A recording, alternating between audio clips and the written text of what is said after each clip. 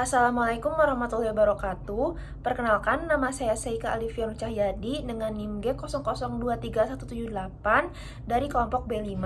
Di sini saya akan sedikit menjelaskan mengenai anatomi, genito-uropoetika, dan reproduksi.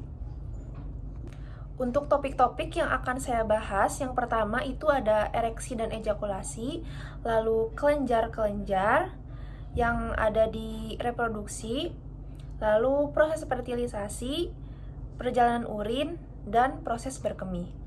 Yang pertama, mengenai ereksi.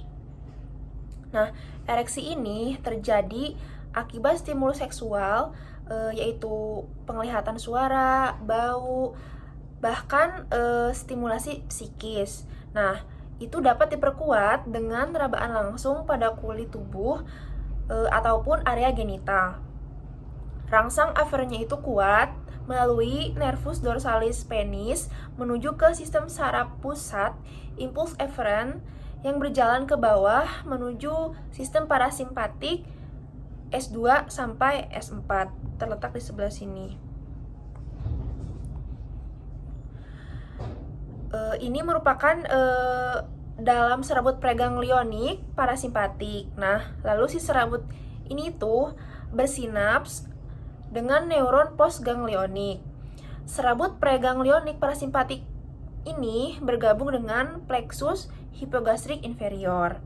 Nah, impuls postganglionik ini berjalan bersama arteri pudenda interna masuk ke jaringan erektil pada radix penis. Akan terjadi vasodilatasi arteri. Nah, lalu ketika peningkatan aliran darah dalam jumlah yang besar ke jaringan erektil, corpora cavernosa dan corpora spongiosa akan membesar karena terdapat pengisian darah. Nah, hal ini tuh menyebabkan penekanan. Jadi aliran darah balik vena itu pada fascia yang melingkupi. Nah, lalu aliran darah yang keluar dihambat dan tekanan dalam penis itu tetap dipertahankan tinggi. Nah, jadi nanti si penisnya itu akan memanjang dan diameter membesar. Itulah yang dinamakan ereksi. Terjadilah proses ereksi. Lalu saya akan menjelaskan mekanisme ejakulasi, namun gambarnya tidak terdapat pada bahan ajar ini. Nah, jadi mekanisme ejakulasi ini dipengaruhi oleh sistem saraf simpatis. Ejakulasi ini terdiri dari dua fase, yaitu fase emisi dan fase ejakulasi. Yang pertama, fase emisi. Jadi si klimaks impuls aferen ini ke sistem saraf pusat itu nanti si impuls eferen itu berjalan ke bawah menuju sistem simpatik lumbalis 1 sampai 13 di dalam serabut preganglionik simpatik. Lalu, si serabut tersebut ini bersinaps dengan neuron postganglionik pada ganglia lumbalis 1 hingga lumbalis 3, dan si serabut lainnya itu bersinaps dengan ganglia truncus sympathicus bagian lumbal bawah atau yang disebut pelvis. Nah, serabut postganglionik ini nantinya itu akan menuju ke ductus epididymis, ductus deferens, vesicula seminalis, dan kelenjar prostat melalui plexus hipogastricus inferior. Lalu untuk rangsangan eferennya nanti akan menuju ke otot polos pada ductus epididymis, ductus deferens, vesicula seminalis, dan kelenjar prostat. Nah, nantinya itu mereka akan kontraksi sehingga si sekretnya tuh akan dialirkan ke uretra pars prostatica. Selanjutnya, impuls simpatis ini membuat sfinkter uretra interna yang ada di kandung kemih ini tertutup. Nah, hal ini karena agar si cairan semennya itu tidak reflux masuk ke kandung kemih, melainkan masuk ke dalam uretra. Lalu yang kedua itu ada fase ejakulasi. Ini merupakan fase pengeluaran cairan semen ke luar tubuh. Jadi, fase ejakulasi ini diawali dengan pengisian uretra oleh semen, Terus nanti si cairannya itu akan bercampur dengan sekret dari glandula bulbo-uretralis yang memicu impuls pada musculus bulbocavernosus dan musculus ischiadi cavernosus. Nah, nanti mereka tuh akan berkontraksi sehingga menekan si uretra. Nah, hal ini yang nyebabin si cairan semennya itu dikeluarkan oleh tubuh melalui orificium uretra externum. Lalu saya akan membahas mengenai kelenjar-kelenjar yang bekerja pada proses ereksi dan ejakulasi. Nah, sebenarnya kelenjarnya ada 3, ada vesicula seminalis, kelenjar bulbouretralis, dan kelenjar prostat. Yang pertama saya akan membahas vesicula seminalis. Vesicula seminalis ini terletak di sebelah sini, vesicula seminalis atau glandula seminalis. Nah, vesicula seminalis ini merupakan 2 buah organ berlobus yang terletak pada permukaan posterior dari si vesica urinaria. Terus di sisi medialnya tuh si vesicula seminalis ini ada ductus deferens. Terus vaskularisasinya itu arterinya arteri vesicalis inferior dan arteri rectalis media. Lalu venanya bermuara ke vena iliaca interna. Untuk inervasinya berasal dari plexus prostaticus, cabang plexus hypogastricus inferior yang memberikan cabang ke glandula vesica.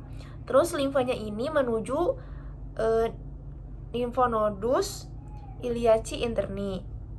Nah, fungsi dari vesicula seminalis ini yang pertama itu menghasilkan sekret yang ditambahkan dengan cairan semen. Nah, sekretnya itu mengandung fruktosa yang fungsinya untuk menutrisi si sperma dan mengandung juga prostaglandin untuk motilitas si sperma.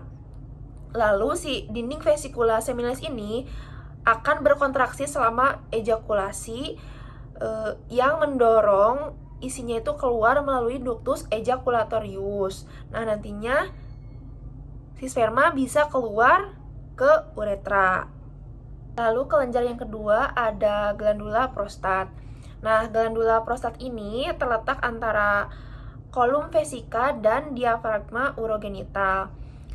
Si glandula prostat ini difiksasi oleh ligamen pubo prostaticum, bermuara pada uretra pars prostatica melalui ductus prostaticus.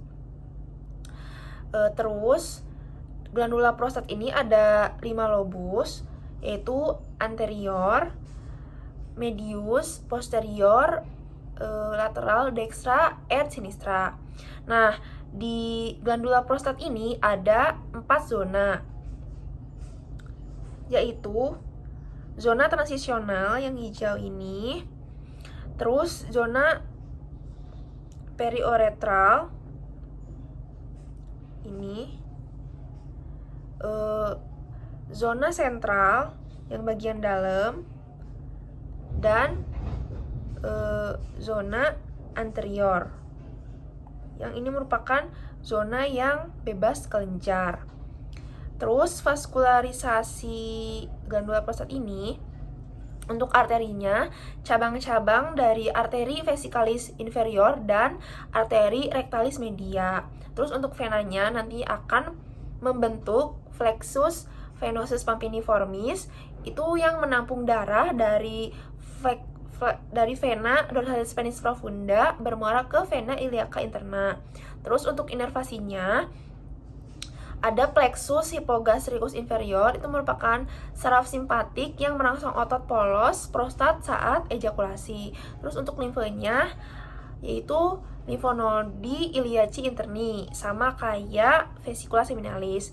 Nah, terus untuk fungsi si glandula prostat ini, jadi si glandula prostat ini akan menghasilkan cairan tipis seperti mirip susu yang mengandung asam sitrat dan fosfatas asam yang akan ditambahkan saat ejakulasi. Nah, si sekret prostat ini sifatnya itu alkalis karena nantinya tuh bisa menetralkan suasana asam di dalam vagina, karena kan vagina ini suasananya asam gitu. Terus kelenjar yang terakhir itu glandula bulba uretralis. Nah, glandula bulba uretralis ini terletak di dalam diafragma urogenital, tepatnya di sebelah sini. Terus itu ada di bawah musculus sphincter urethra externum. Ini musculus sphincter urethra externum. Terus salurannya itu bermuara pada uretra pars spongiosa. Nah, si glandula bulba uretralis ini homolog dengan glandula vestibularis mayor pada wanita.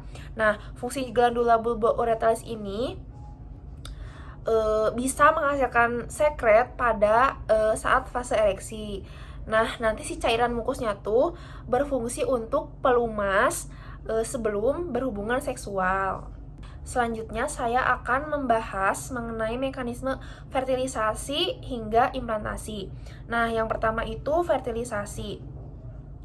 Jadi 5-10 menit setelah si sperma ini masuk ke vagina, setelah ejakulasi, nah sperma ini akan bertahan terus bergerak melewati vagina, terus ke uterus, masuk ke uterus, dan kemudian masuk ke salah satu tuba falopi,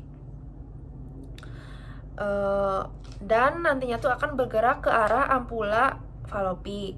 Perjalanan sperma ini dibantu oleh kontraksi uterus dan kontraksi tuba falopi yang dirangsang oleh enzim prostaglandin pada semen pria dan oksitosin yang dilepaskan kelenjar pituitari posterior, yang itu tuh dilepaskan oleh wanita pada saat wanita mengalami orgasme. Nah, dari 0,5 miliar sperma yang dikeluarkan, yang dilepaskan ke vagina, hanya beberapa ribu yang berhasil mencapai ampula tuba falopi. Nah, fertilisasi ini umumnya terjadi segera setelah ovum dan sperma mencapai ampula. Biasanya dibutuhkan sekitar 3-5 hari untuk ovum yang telah dibuahi untuk mencapai rongga uterus. Transportasi ini difasilitasi oleh cairan pada tuba falopi yang disekresikan oleh epitel pergerakan silia dan kontraksi lemah pada tuba falopi yang mengarah ke uterus. Jadi awalnya ismus tuba falopi ini masih berkontraksi sampai dengan 3 hari setelah ovulasi. Nah, sekresi progesteron oleh corpus luteum menyebabkan otot polos sekitar ismus ini berelaksasi dan membiarkan si ovum yang telah dibuahi ini masuk ke uterus. Nah, ini ovum yang telah dibuahi, terus dibiarin masuk ke uterus. Ini merupakan fertilisasi hari pertama.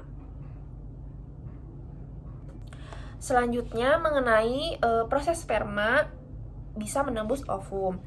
Jadi pas sperma dikeluarkan saat ejakulasi, si sperma ini tuh tidak langsung aktif untuk membuahi, karena di saluran genitalia pria ini ada banyak faktor yang menginhibisi aktivitas sperma ini. Nah, apa sih faktor inhibitornya? Itu merupakan kolesterol yang berasal dari ketika sperma ada di tubulus contortus seminiferus. Terus kolesterol ini membuat lapisan membran yang menyelubungi akrosom. Nah, kolesterol ini membuat membran akrosom ini jadi kuat dan menahan si akrosom untuk melepaskan enzimnya terlalu dini. Nah, ketika si sperma ini udah masuk ke vagina dan bergerak ke tuba falopi, seiring berjalannya waktu, perlahan-lahan si sperma ini akan kehilangan kolesterolnya. Membran sperma juga jadi semakin permeabel terhadap ion kalsium yang memberikan gerakan whiplash seperti cambuk atau buat si spermanya itu bergerak, berenang gitu. Terus yang lebih kuat daripada sebelumnya. Kalsium juga memudahkan akrosom melepas enzimnya. Terus enzim yang terkandung di akrosom ini ada hyaluronidase dan proteolitik enzim. Sebelum itu kita harus tahu dulu kalau ovum itu materi intinya dilapisi oleh zona yang namanya zona pellucida, dan di luarnya ada sel-sel granulosa yang membungkus yang disebut dengan corona radiata. Nah, hyaluronidase ini bekerja dengan cara mendepolimerisasi atau memecah si polimer jadi monomer. Polimer asam hyaluronat yang ada pada substansi intraseluler sel granulnya itu atau corona radiata. Sedangkan enzim proteolitik mencerna protein yang membentuk struktur si jaringan atau membran tisu yang masih menempel ke ovum. Nah, setelah sperma sampai ke zona pellucida, si akrosom ini akan larut dan melepaskan semua enzimnya, sehingga akan membuka jalan untuk materi inti sperma untuk masuk dan bergabung sama materi inti ovum. Terus bertemulah 23 kromosom ibu dan 23 kromosom bapak membentuk 46 kromosom atau 23 pasang kromosom manusia yang komplit. Selanjutnya mengenai proses perkembangan zigot. Nah, pada awal pembelahan, zigot ini akan membelah menjadi 2 sel. Nah, ini kan zigot. Terus nanti dia membelah menjadi 2 sel, ini 2, terus 4, terus 8, dan seterusnya berlanjut sampai ke 16 sel. Nah, durasinya ini berlangsung cepat, biasanya dalam hitungan jam, dan tidak meningkatkan ukuran keseluruhan embrio. Terus tipe pembelahannya ini terjadi melalui mitosis, yaitu pembelahan inti selnya dan pembagian materi genetiknya secara identik ke sel anak. Terus hasil akhir dari fase pembelahan zigot ini dengan terbentuknya struktur bola padat yang terdiri dari 16 hingga 32 sel yang disebut morula. Nah, setelah fase morula, perkembangan selanjutnya adalah fase blastula. Morula yang sudah terbentuk nantinya tuh akan terusan membelah dan membentuk kurang sekitar 100 sel. Dengan jumlah sel yang banyak ini, maka akan membentuk rongga-rongga di dalamnya itu yang disebut blastula. Lalu yang terakhir mengenai implantasi. Jadi, ovum yang telah dibuahi biasanya itu akan tertahan di rongga uterus selama 1-3 hari sebelum implantasi ke endometrium. Nah, maka dari itu implantasi ini terjadi pada hari ke-5 sampai ke-7 setelah ovulasi. Implantasi ini merupakan hasil kerja dari sel trofoblast yang berkembang di permukaan blastokista. Nah, sel-sel ini mensekresikan enzim proteolitik yang mencerna atau mencairkan sel-sel di endometrium. Setelah terjadi implantasi, sel trofoblast dan gabungan sel dari blastokista dan endometrium itu akan membelah dengan cepat, terus membentuk plasenta dan berbagai membran kehamilan. Selanjutnya saya akan membahas mengenai proses perjalanan urin di dalam traktus urinarius. Nah, jadi urin kan dihasilin oleh ginjal. Ini ginjal. Urutan perjalanan urin itu di ginjal, yang pertama itu proses filtrasi di glomerulus, terus bakal ke tubulus contortus proximal, terus ansa Henle, terus ke tubulus contortus distal, ke tubulus collectivus, dan berakhir di ductus papillaris. Nah, setelah itu ductus papillaris itu jumlahnya banyak. Nah, beberapa ductus papillaris selanjutnya itu bakalan bergabung menjadi calyx minor. Nah, beberapa calyx minor ini bergabung lagi menjadi calyx mayor. Beberapa calyx mayor ini bergabung lagi menjadi pelvis renalis. Nah, setelah sampai ke pelvis renalis, akhirnya urin ini bakal disalurkan ke ureter. Lalu setelah di ureter, si urin ini akan ditampung di vesika urinaria. Terus nanti ureter ini akan memasuki vesika urinaria ini secara menyilang agar urinnya itu tidak kembali lagi ke atas.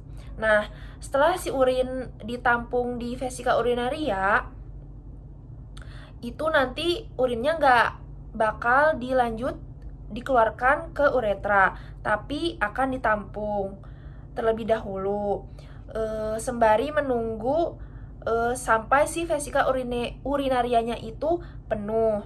Nah, setelah vesika urinarianya penuh, maka nanti kita akan merasa ingin kencing, ingin pipis, begitu.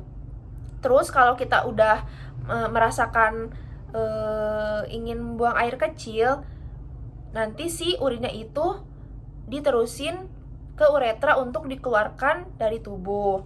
Untuk wanita dan laki-laki kurang lebih sama, cuman bedanya kalau di uretra cowok lebih panjang dan melewati beberapa bangunan seperti prostat, bulbo uretralis dan lain sebagainya. Nah, kalau di wanita ini uretranya tuh lebih pendek. Selanjutnya saya akan membahas mengenai mekanisme proses berkemih. Yang pertama itu ada refleks berkemih atau kontrol refleksi.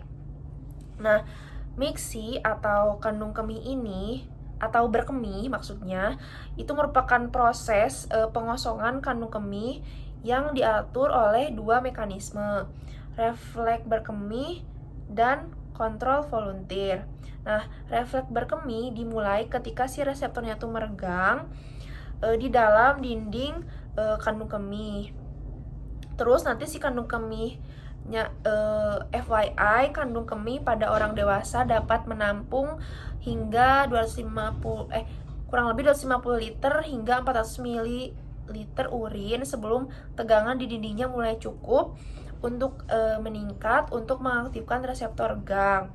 Semakin besar tegangan yang melebihi ukuran ini, maka semakin besar tingkat aktivasi reseptor. Terus serat-serat aferen dari reseptor gang membawa impuls ke chorda spinalis dan akhirnya melalui antar neuron merangsang saraf parasimpatis untuk kandung kemih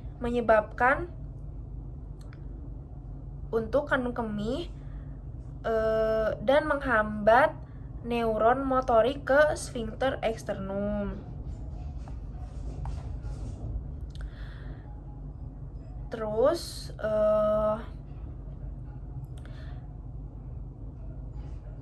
stimulasi saraf parasimpatis kandung kemih ini menyebabkan organ ini berkontraksi. Tidak ada mekanisme khusus yang dibutuhkan untuk membuka sphincter internum. Perubahan bentuk kandung kemih selama kontraksi secara mekanis akan menarik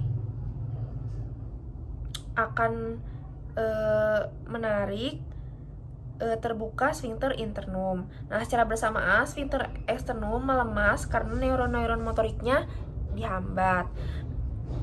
Terus kedua sphincter itu terbuka dan urin terdorong melalui uretra oleh gaya yang ditimbulkan oleh kontraksi kandung kemih. Refleks berkemih ini yang seluruhnya adalah refleks spinal yang mengatur pengosongan kandung kemih pada bayi. Segera setelah kandung kemih terisi cukup untuk memicu refleks, bayi secara otomatis akan berkemih. Terus untuk kontrol volunteer berkemih. Nah, selain memicu refleks berkemih, pengisian kandung kemih juga menyadarkan yang bersangkutan terhadap keinginannya untuk berkemih. Persepsi penuhnya kandung kemih itu muncul sebelum sphincter externum secara refleks melemas, terus memberi peringatan bahwa miksi akan segera terjadi atau berkemih akan segera terjadi. Nah, akibatnya kontrol volunteer berkemih yang dipelajari selama toilet training pada masa anak-anak dini dapat mengalahkan refleks berkemih sehingga pengosongan kandung kemih pertama kali mengakibatkan reseptor regang. Nah, jika waktu refleks berkemih yang dimulai itu kurang sesuai untuk berkemih, yang bersangkutan dapat dengan sengaja mencegah pengosongan kandung kemih dengan cara mengencangkan sphincter eksternum dan diafragma pelvis. Terus impuls excitatorik volunteer dari korteks cerebrum mengalahkan sinyal inhibitorik refleks dari reseptor gang ke neuron-neuron motorik yang terlibat, sehingga otot-otot ini tetap berkontraksi dan tidak ada urin yang keluar atau tidak jadi berkemih. Cukup sekian yang dapat saya sampaikan. Mohon maaf apabila banyak salah kata. Wassalamualaikum warahmatullahi wabarakatuh.